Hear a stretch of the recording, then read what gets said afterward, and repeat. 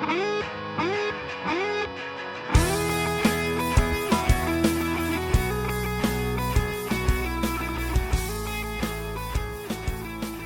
everyone and welcome to the season 14, episode 1 of the Seen from Above podcast, which aims to showcase the latest and greatest in remote sensing and geoscience while keeping, of course, inclusivity at the forefront. This season of the Seen from Above is brought to you by Geoawesomeness, and I'm very excited about this new season because there's a lot of things going on in the world, of course, in the Earth observation. And also there are a lot of news coming to this podcast, or better, with new members. And we will have episodes to talk about the hot topics in our field and with the best guest, of course. But let me first introduce to you to the new 2 members, and we will start with Michele. Hi, I'm Dr. Michele Piccoli. I'm a remote sensing scientist. Well, my work involves activities related to land use dynamics, spatial temporal data analysis, and the big Earth observation data to address challenges related to land use change and environmental impacts. My current activities are based on monitoring degradation, regeneration, and agroforestry systems. And besides my work, I'm involved in activities related to human rights and inclusion. I'm Dr. Yasmin Mendes. I'm a remote sensing scientist as well, and most of my work have been on tropical ecosystems. I also come from different backgrounds, working from sectors from the government level to academia and private sector. My recent activities now are focusing on climate and security risk assessments. I'm also involved in activities related to diversity, equality, inclusion, and justice. And in my free time, I usually enjoy reading or having a good glass of wine. Well, to get to this first episode, let's start with some news with Rafa. Hi everyone, I hope you all are doing great. I am so happy to be here for one more season with all of you. So let's go to the news. So let's start with exciting news. The cloud-based remote sensing with Google Earth Engine has officially been published. This book is a collaborative effort featuring 55 chapters contributed by over 100 authors from the community, and it's the first book dedicated to Google Earth Engine. They've organized the book in a way that makes it super easy for users of all experience levels to dive right in and find the information they need. And the best part, it's open access, so feel free to explore and get inspired. The link is in the description of this episode. Happy reading to you all. ESA delays Vega C return to flight to late 2024. The European Space Agency concluded a rocket motor nozzle needs to be redesigned. We hope the Sentinel-1C will continue very soon the critical task of delivering K-radar imagery for a wide range of services, applications, and science. The Landsat-9 satellite hit a milestone of 10,000 orbits around the Earth. Since its launch in 2021, the satellite has added over 475,000 scenes. The Landsat mission has had a significant impact by providing invaluable Earth observation data for over 5 decades. These data are helping to monitor environmental change, land use, and resource management, and contributing to scientific research and disaster management. It was and still is a game-changing. With 7,000 wildfires in September, Amazonas has its worst month of fires this year. Marina Silva, Brazil's Minister of the Environment, asserts that deforestation is the primary driver of these fires, and there is no natural fire in the Amazon. The fires are either intentionally set by criminals or the result of transforming the vegetation cover for a specific purpose, followed by ignition fire. Marina further states that this is an extremely serious situation due to the convergence of 3 factors. 1. A severe drought caused by El Niño. 2. A significant amount of dry organic matter. And 3. The deliberate ignition of fires on private properties and within public areas for criminal purposes. The governor of the state of Amazonas, Wilson Lima, declared a state of environmental emergency, and the civil defense predicts a record drought this year. And that's all for now. You can find this and much more in my newsletter. The link is in the description of this episode. A good episode to everyone and see you in the next one. Bye! Yeah, so after all this news, I think we all have this concerning about what's happening in the Amazon at the moment. And of course, with the current El Nino event, things exacerbate a little bit. But stay tuned also to the podcast because we're definitely going to have an episode on the subject. So, and today's topic is the new regulation of the European Union Deforestation Free, or what everyone is calling the new EUDR. So in June of this year, the European Union finally published the new EUDR. This regulation aims to ensure that the products traded and also consumed in the Europe do not contribute to any deforestation or forest degradation. This regulation will mainly affect operators and traders in 7 different commodities: soy, beef, palm oil, wood, cocoa, coffee, and rubber. And every operator and trader has to do due diligence first, following the Articles 9 and 2, for example, to collect precise geolocation of farmland with the commodities, and also provide proof that their products and manufacturing facilities are completely deforestation-free, and in accordance with legality, of course. They also need to do as a second step a risk assessment following the Article 10, such as having information if their crops are in indigenous areas or if there is any risk of deforestation and degradation around the area.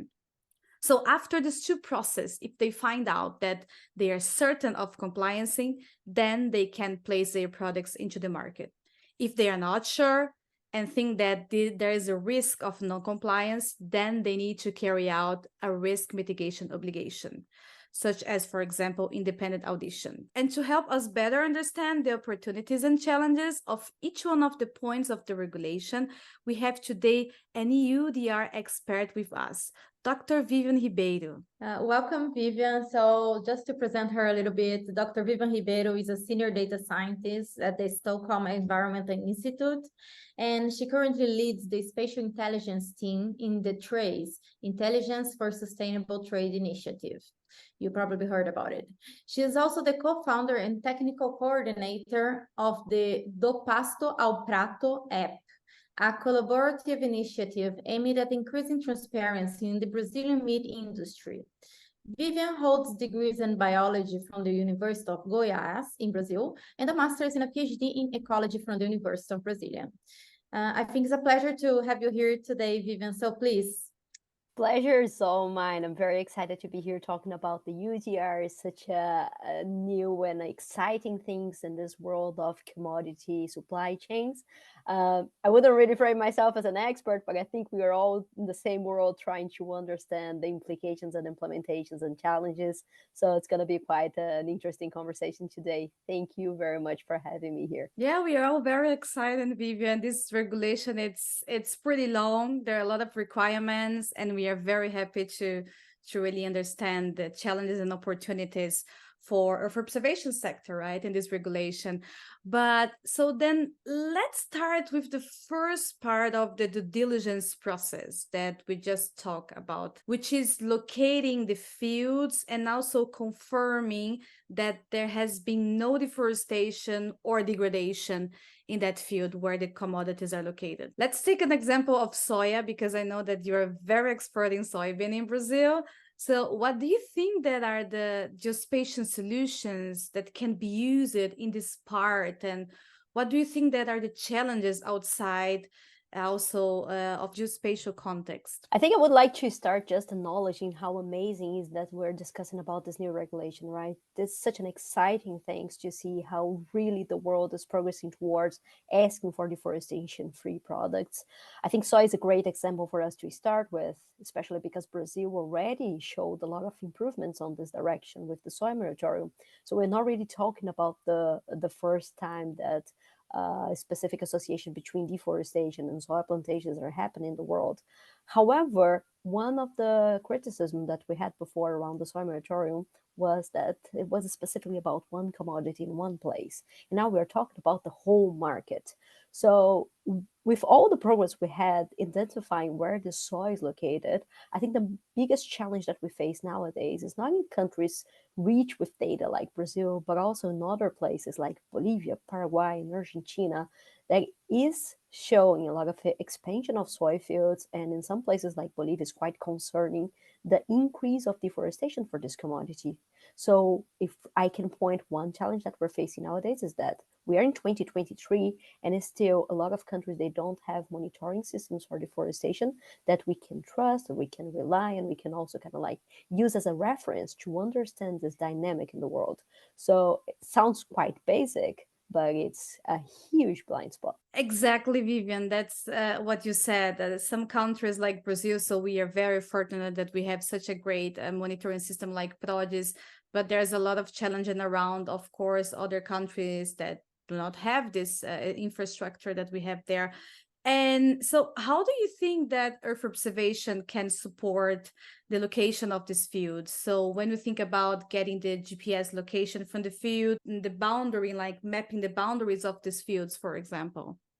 I think that's a great question for us to also see how this world on geospatial data is evolving really fast, right? So now we're able to really see inside properties. And again, we can make a reference in Brazil and the car registry that provides us the location of the farms, really allows us to understand not only where this deforestation is going, how this overlaps with the commodity expansion, but also what is the structure of these plantations, right? Is this located in small farms? Is this located in medium and big farms? So those are the questions that nowadays are really helping us understanding the expansion of this sector inside producing countries. So there are a lot of possibilities nowadays to understand how we can really create robust strategies to reduce deforestation. And the EUDR is really surfing this wave right now, you know, understanding and making the most of the data that we are providing from the geospatial background to really demand free and zero deforestation, free deforestation supply chains, but also all the discussions on legality. You mentioned about the indigenous lands, and this is another great application of geospatial data. We can really see those boundaries. We can see if this is happening inside. I think beef is a great example. So the production of beef inside places that are actually overlapping with indigenous lands, but they are not really made by this population, that by traditional population or indigenous populations in this land, is a great example of how we still need to use more and more of these tools and this data to understand how we can support, protect people, and also make a really good and a way better supply chain. Yeah, that's great. Actually, this is a part of the risk assessment, right? Where they have to really analyze the legality and also the presence of indigenous community in the land and also other kind of information. But Vivian, I think I just remember a very nice conversation that we had outside of the podcast. You were saying like that there is a way that you can get an information from the identity registry of a company, and how are you connecting this information to be sure that your soybean or your coffee is being sourced from exactly this field that they gave you, for example, the location using the GPS points?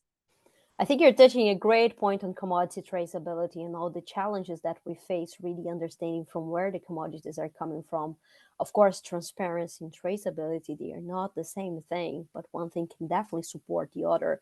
What we do in Trace and trying to put pieces of this puzzle together to understand those dynamics. So what you're mentioning from this conversation we had is really how we can trace the commodity supply chains, and giving again the example of soy.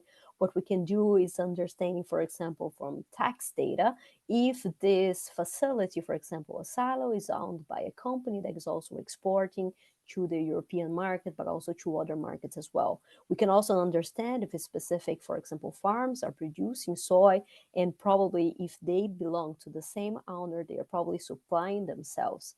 Of course, those decisions and trying to interpret the operations of this supply chain is quite complicated, also because we need to understand that companies will operate in different ways.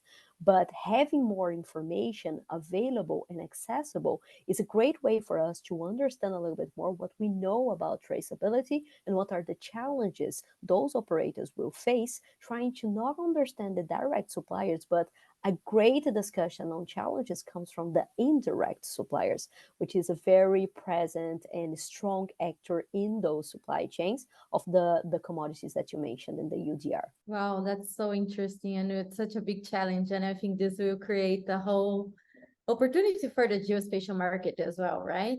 So just to add this comment, and once this risk assessment is realized and all this work that you guys are doing, then also operator and trades will need to carry out the risk mitigation obligation as well. So Vivian, we know that there are countries like Brazil that you already said have excellent monitoring systems like Prato, but most of the countries don't have, as you cited.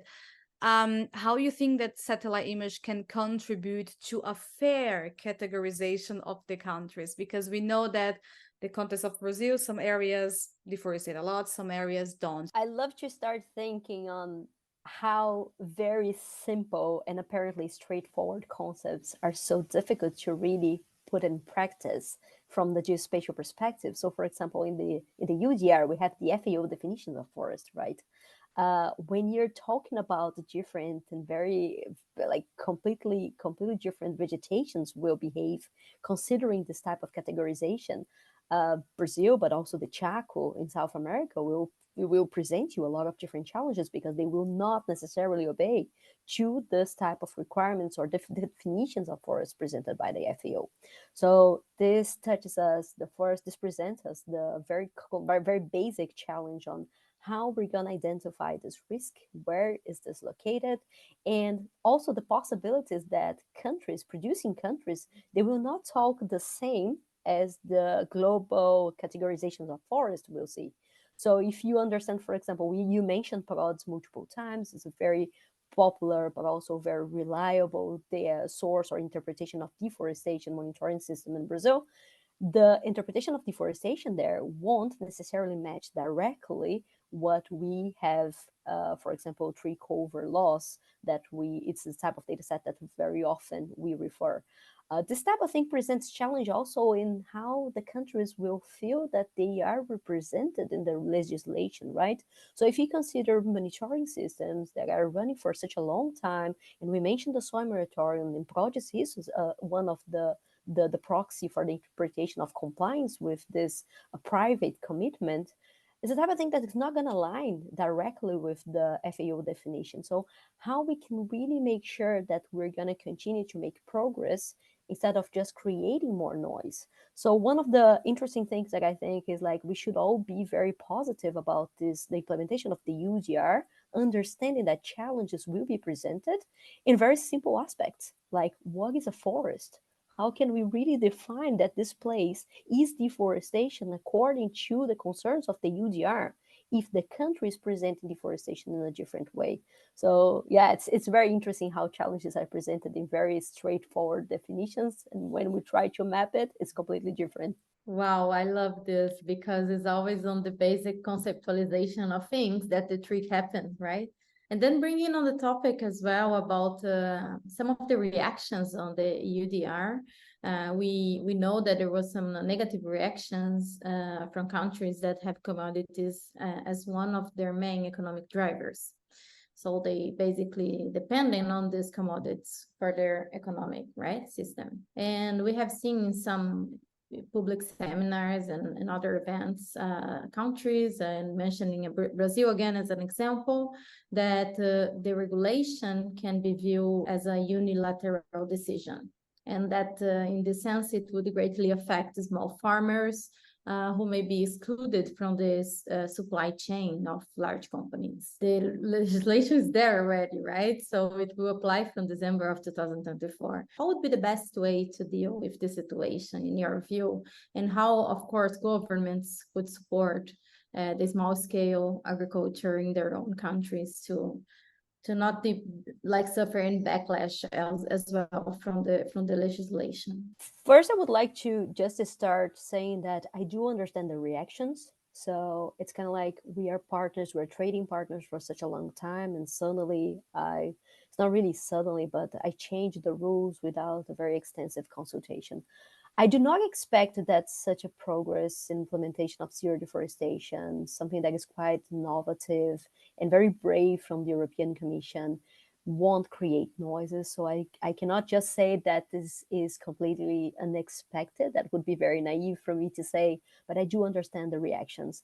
It is expected from Europe to help and support those countries to comply with this new regulation. So this is the thing that we really need to highlight and make sure that especially those commodities that are more related to smallholders, for example, cocoa in Africa, is the type of thing that we are expecting Europe to support, that this compliance can be achieved and people won't be excluded from the market because of that.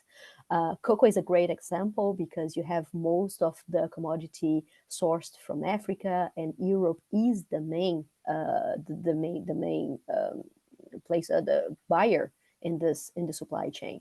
And in this case, it is extremely important for us to see support, technical support, really showing not only where is the forest in December 31st, 2020, but also where are the cocoa located. So of course, operators will have to do their due diligences, but we also expect Europe to support those governments, improving accessibility on information, improving technology, and really being able to support them to reach this compliance required by the law. There is something extremely difficult, which is to differentiate, for example, what is a commodity tree, I don't know, coffee, rubber, or planted forest with natural forest. Or sometimes when they are into agroforest systems, right? Sometimes a person just do a normal harvest, but depending on the system of the alert system that you are using, they identify this as a degradation or deforestation, but it's not. Actually, it's just a harvesting. Yeah, I think also, as Vivian mentioned, there will be, of course, some discussions about the legislation. I think it's good to have this kind of discussions, because then it can also be improved in the near future, and to have a fair application of the legislation, that is really important as well. Because of course, the larger commodities, they have the money to basically, like, if something is wrong, they may pay the fees and that's it. But the small scale will suffer much more from the legislation. Well, and talk a little bit more about challenges. I think something that we should keep watching very closely is the concept of leakage, which is actually quite a broad concept, right? We're not only talking about what can happen from one vegetation to the other, which gives us a lot of space for conversations because of the inclusion of other conversions that are not directly connected to forest, as currently stated by the EUDR, but we have leakages between different markets, between some consumers that are not countries that are not really implementing the same requirements, but this can also happen inside countries. And I think Brazil is a great, again, we're talking a lot about Brazil today, but it's again a great example when you analyze the beef supply chain.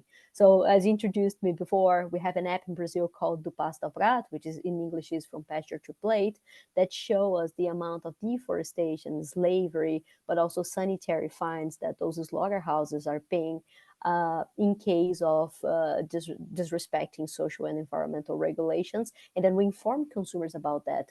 One of the things that we know from this app is you have a concentration of deforestation in the internal market.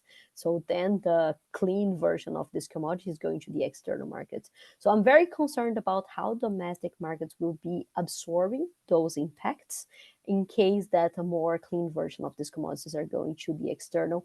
And of course, it's possible as we raise more awareness that those products end up in the hands of low-income regions. We constantly have this discussion about how much it costs to have a product with a very high quality, free of deforestation, free of slavery. And I think this is a forever question until we really kind of like dig deeper in this data to understand if really sustainability costs more, is something that we don't know. It's very important for us to understand those inequalities that can be created by new legislations. Wow, Vivian, it's so much information. It's so nice to hear all this from you. And I'm learning a lot. My brain is like, ah. And I think a lot of our listeners will also love all this information. And it's interesting also to see the word inequality that you brought during your explanation of the legislation. As we can see now, about this kind of negative reactions unexpectedly, right, from some countries, of course, that are rely on the small farmers for some of the commodities, and how they will suffer the impacts of the legislation. And talking about inequalities, as you all know, Seen from Above has its core on principles of diversity, equality, inclusion, and justice. And bringing on this topic a little bit to the conversation, I'd like to hear a little bit more about you, Vivian. Like, who are you?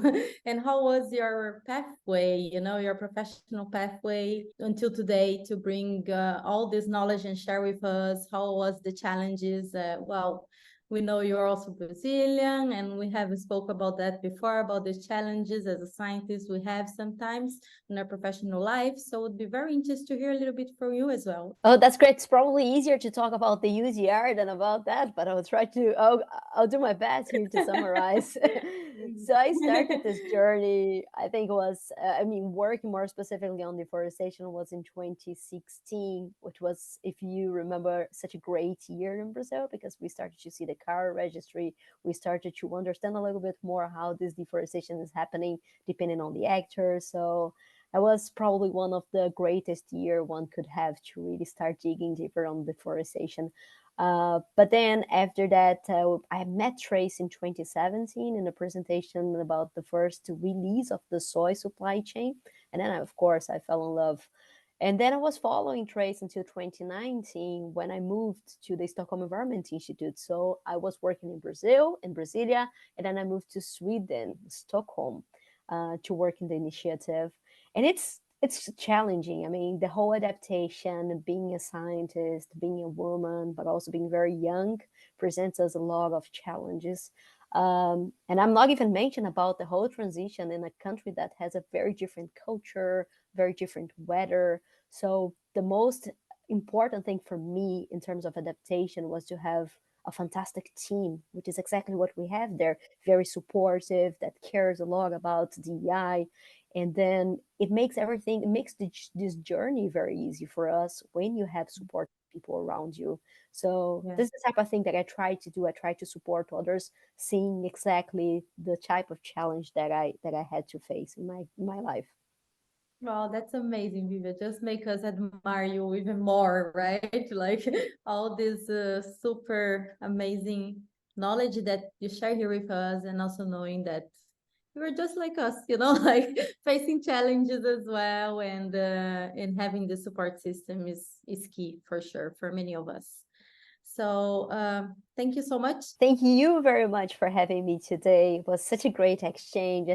I feel like we can definitely spend more 2, 3, or 20 hours talking about this topic, but also absolutely. I love the question about transitions from one country to the other. And the EUDR is about that, right? We are all from producing countries that have the economy highly based in production of commodities, and being here in this side of the world and understanding a little bit this implementation, but also being able to put our perspectives, our views, our experience in this process is key. So thank you very much for giving me this space. It's just space to share my experiences. Yeah, thank you very much, everyone, for listening to us today. So this was such a fantastic interview with Dr. Vivian, and I got to learn so much about EUDR and all coming challenges, but also opportunities, right?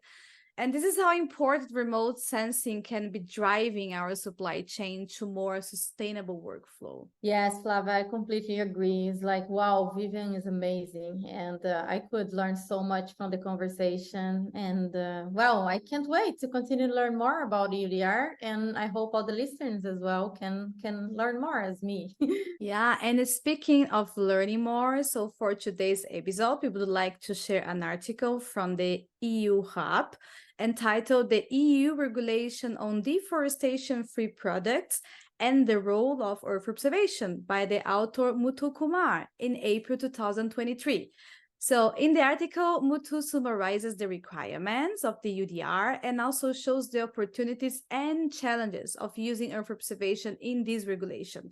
So be sure to check out Muthu posts and the larger EU Hub series when you get a chance. And thanks again, Geoawesomeness, for supporting this season. See you next time.